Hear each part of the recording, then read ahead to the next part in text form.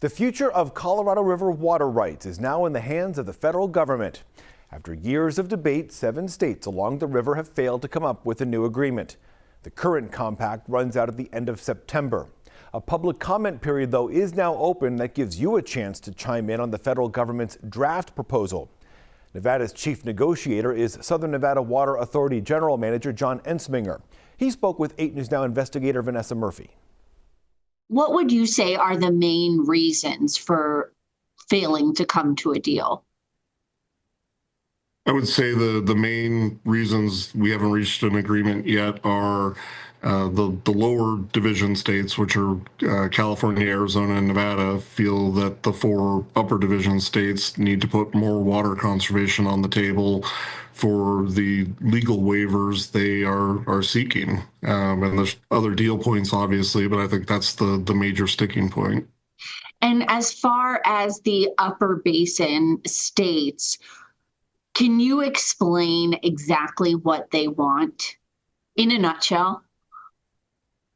Well, I would say, and for your viewers, the upper basin states are, Colorado, Wyoming, Utah, and New Mexico.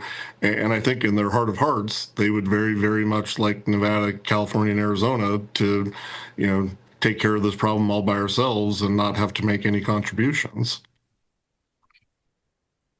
When you communicate with their representatives, how tense does that get?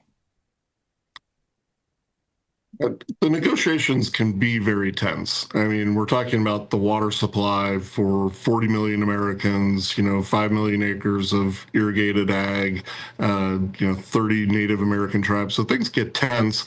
But these are also people, in some cases, that I've worked with for a couple of decades, and there's personal relationships there. And there's very seldom yelling or the raising of voices, but it's a high stakes deal. Do you think that there would be a consideration of what Nevada does as far as our requirements here for residents? I absolutely think all of the 6 states and the federal government recognize that Nevada has literally led the world in urban water conservation. They know that, and I absolutely believe it will be taken into account, in a federal decision. And I'm completely certain that if this thing actually ended up in a court, that a court would look at that and say, there's one state that spent 25 years getting ready for this. I still believe there's a negotiated path here, and I put the odds at, 70-75% we can get a negotiation done. But if we don't, then the odds of someone filing a lawsuit, are the remaining probabilities.